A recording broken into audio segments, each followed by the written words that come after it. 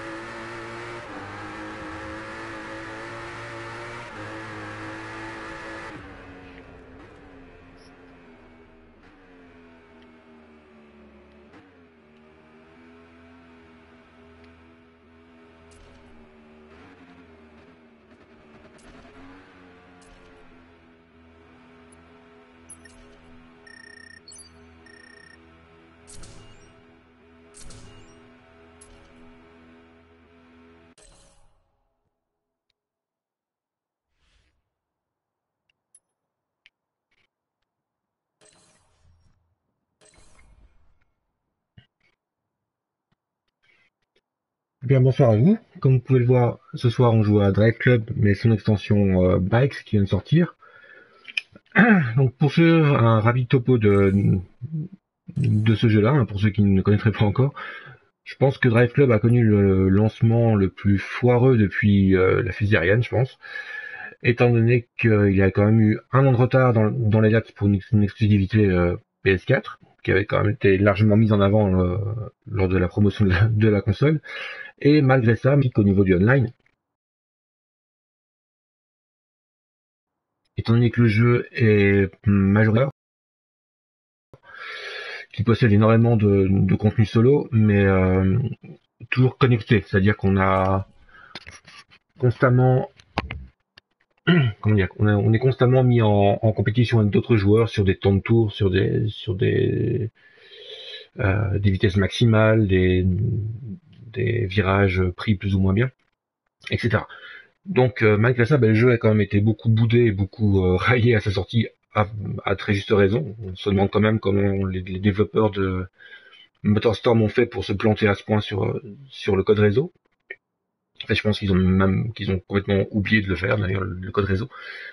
On a, au final, on a quand même eu un jeu sans mode online pendant quand même pas mal de temps. La version PS Plus qui était promise pas loin de la sortie du jeu a quand même été repoussée à jusqu'il y a quelques mois. Donc, elle est malheureusement plus disponible maintenant si vous ne l'avez pas récupérée. Et on propose un contenu plus allégé.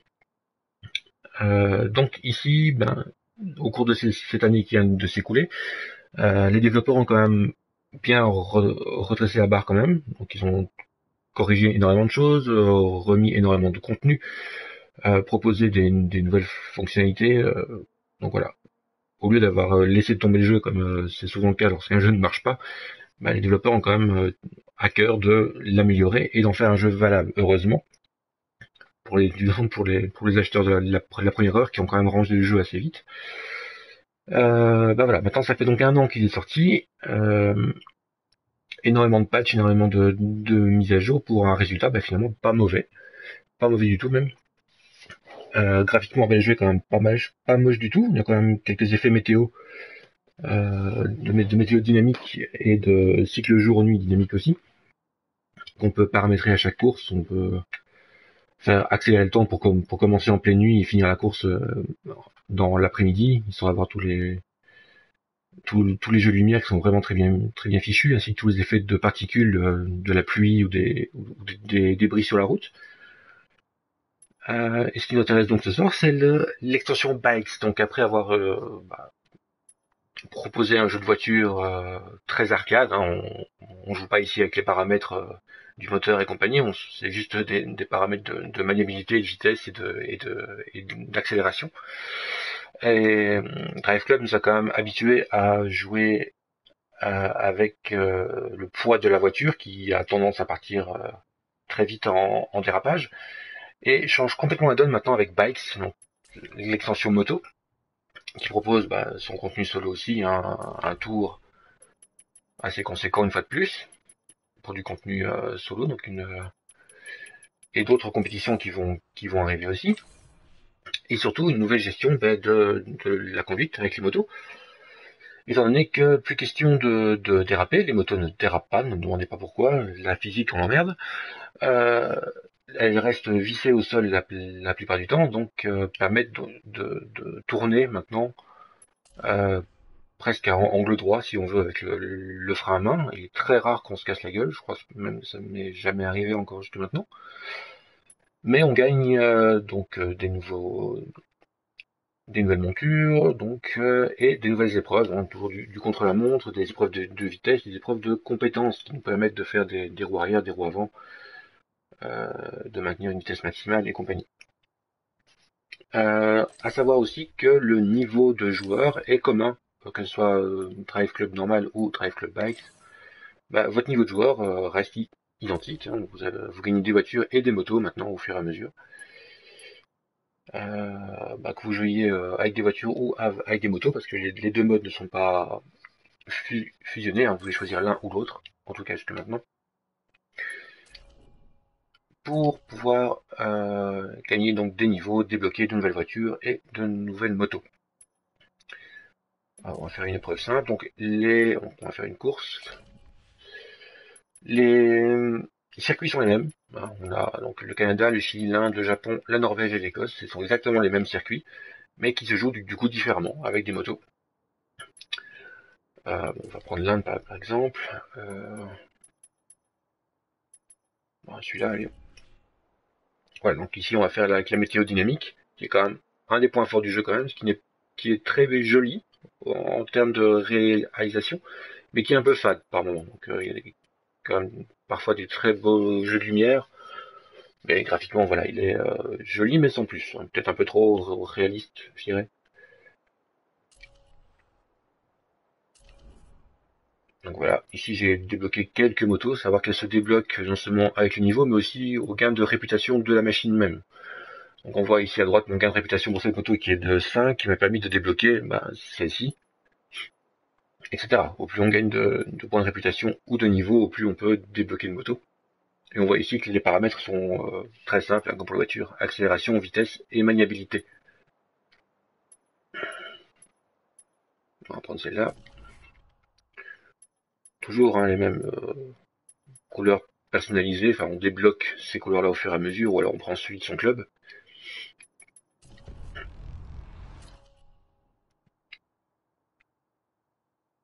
Donc, petite nouveauté sur le côté bikes, les roues arrière, qui sont assez casse-gueule.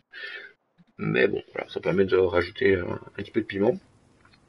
Idem pour les roues avant, j'avoue ne pas savoir en faire encore. Je pense qu'il faut les faire en début de course, mais c'est à peu près la seule façon de se planter en moto, sauf si on se prend un mur, en sachant que les murs sont toujours très proches de la piste. Ah, pas droit avant. Pour arrière c'est possible, mais pas avant.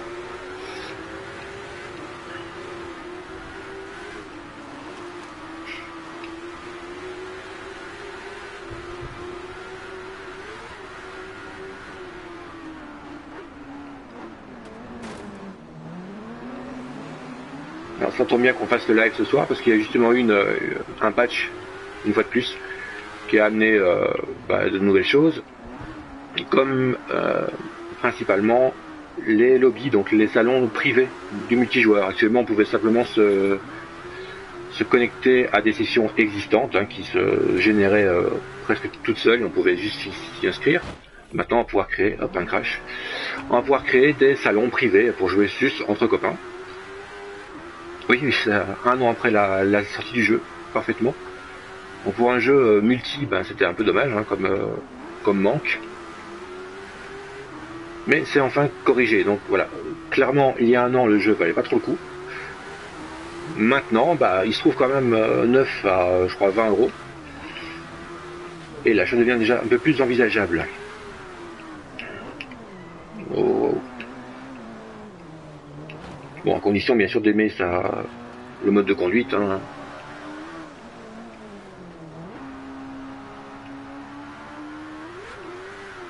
Comme on voit, voilà, je suis en train d'inscrire un challenge en bas. J'enregistre un score qui sera proposé aux autres joueurs sur le même circuit, dans les mêmes conditions, en ligne. Donc on a toujours des petits challenges à faire comme ça. Ça rajoute quand même de l'intérêt. Et comme on voit, les effets de particules, la pluie, le sol mouillé. Bon, on pourrait dire que la météo est peut-être un petit peu trop dynamique, étant donné que on peut commencer un tour sous la drèche et le finir en plein soleil, avec une route bien sèche. Bon.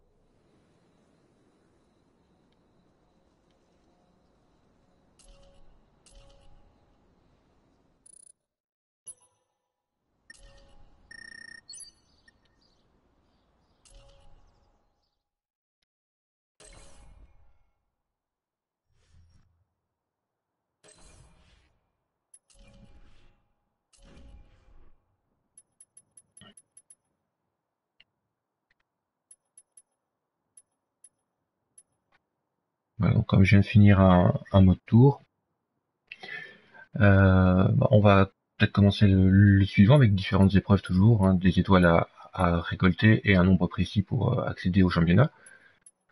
Donc on a différentes épreuves, ici l'épreuve type compétences, hein, où il faut principalement enregistrer des scores sur les roues avant, des roues arrière, en un temps limité, le contre-la-montre et la course même, où il faut en général finir premier, etc. Donc c'est toujours un petit peu ça.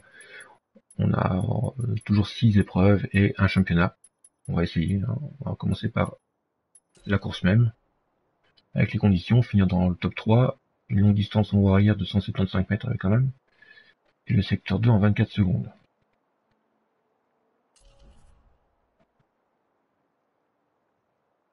Et ici la moto est imposée.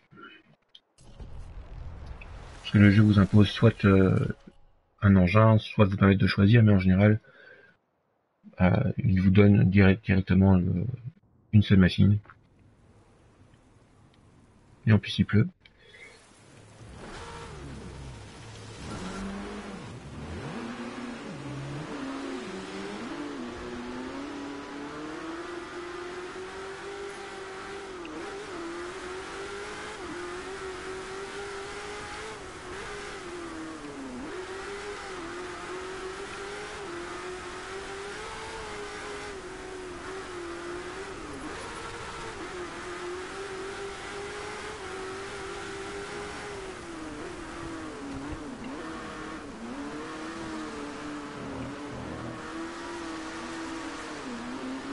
Ah oui, donc on peut effectivement bien déraper, mais uniquement sur sol mouillé. Et encore, il faut vraiment le vouloir. Mais c'est donc possible.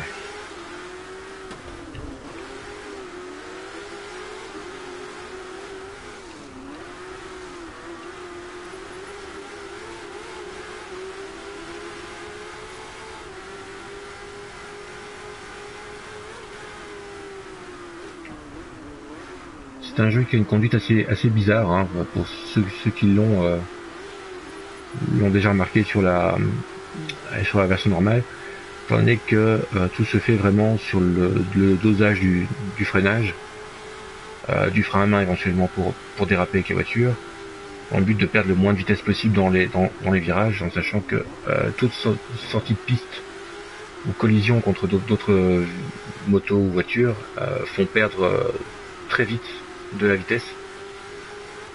Et comme l'intelligence artificielle, comme on voit, a tendance à rouler sur des trajectoires parfaites, ben, elle, sa vitesse maximum, elle la conserve.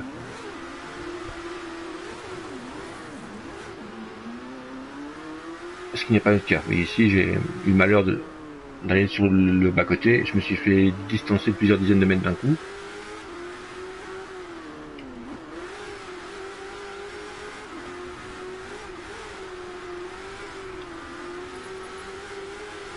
Bon, il me reste un dernier tour pour gagner quand même 3 places encore.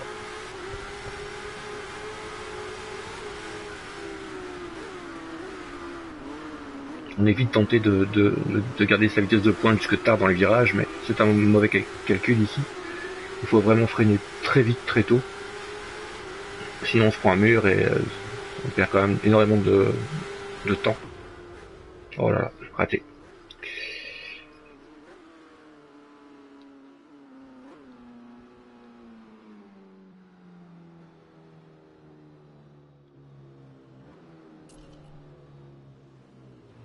Bon, j'ai quand même eu deux étoiles.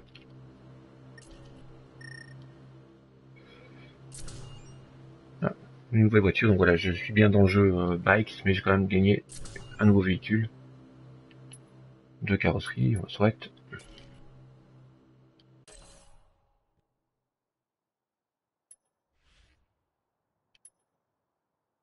On va essayer le contre-la-montre.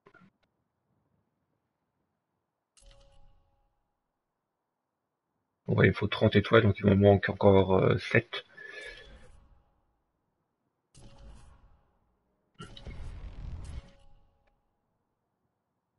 Un temps de tour impeccable, fini au tour en moins de 44 secondes.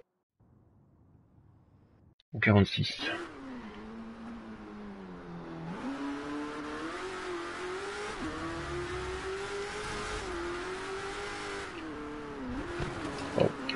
Ça commence mal.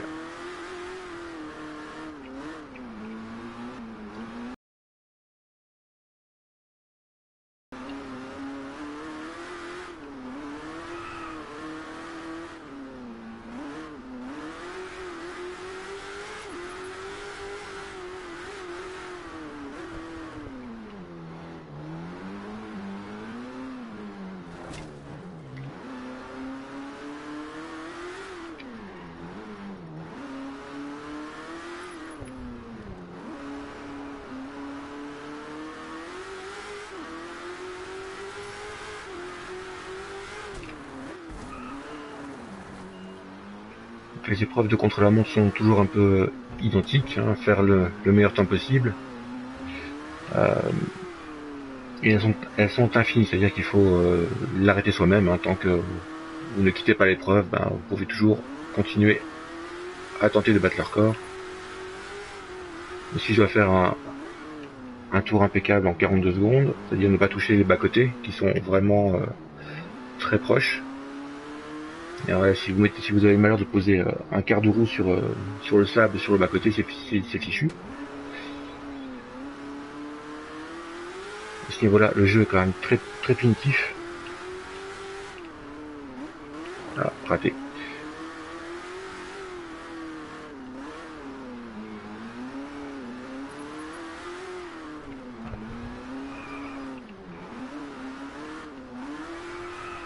Une fois qu'on a bien compris le tour du freinage,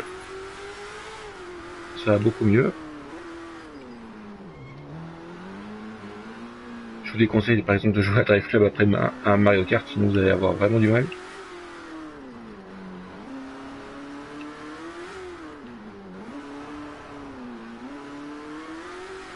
On tente un dernier tour pour gagner, pour essayer le tour impeccable. Ah non, raté. Ah tant pis.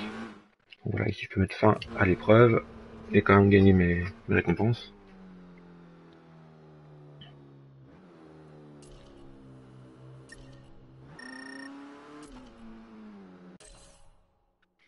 On va essayer la dernière maintenant, le dernier type d'épreuve, hein, les compétences. Voilà, où il faut bêtement faire un score de réputation en réussissant diverses épreuves, hein, toujours une moto imposée. C'est en général très court, hein, c'est sur moins d'un tour, souvent sur un seul segment.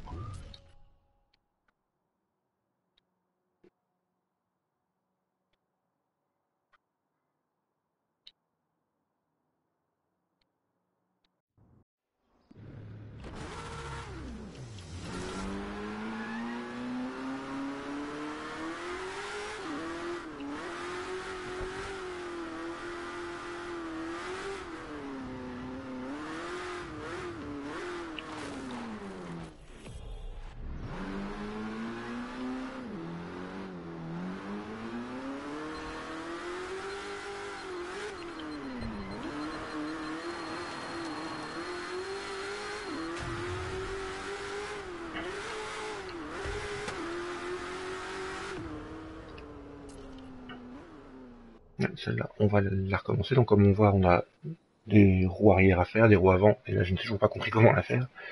Et une zone de vitesse, donc il faut atteindre une vitesse précise minimale pour pouvoir réussir. Je trouve que cette épreuve porte d'ailleurs assez mal son nom, parce qu'il est marqué zone radar ou un truc comme ça, qu'on a plutôt le réflexe d'essayer d'aller moins vite que la vitesse indiquée, alors que c'est le contraire, en fait, il faut atteindre au minimum la vitesse indiquée, ici de 264 km/h je crois.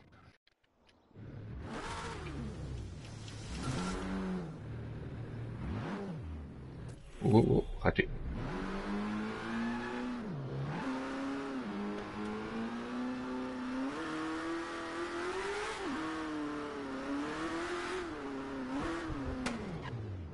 Ah, là c'est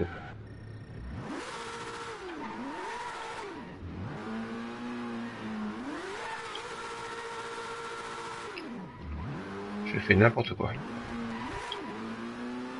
Là, il faut jouer avec le frein donc pour faire une roue avant.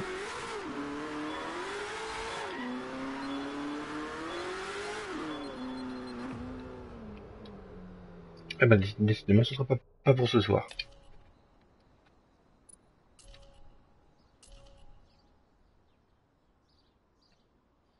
Donc voilà, c'était un aperçu du nouveau Drive Club.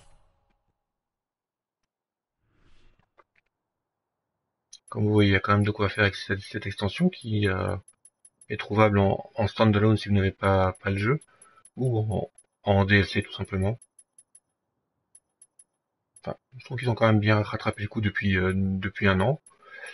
Maintenant, bon, bah, avec les qu'on passe vite d'un jeu à l'autre, maintenant, je pense qu'il y a encore peu de chances de faire sa place et de se vendre maintenant, mais bon, avec une baisse de prix et les améliorations, il faut quand même voir que le travail maintenant a été bien fait. Sur ce, ben, bonne soirée et à bientôt alors.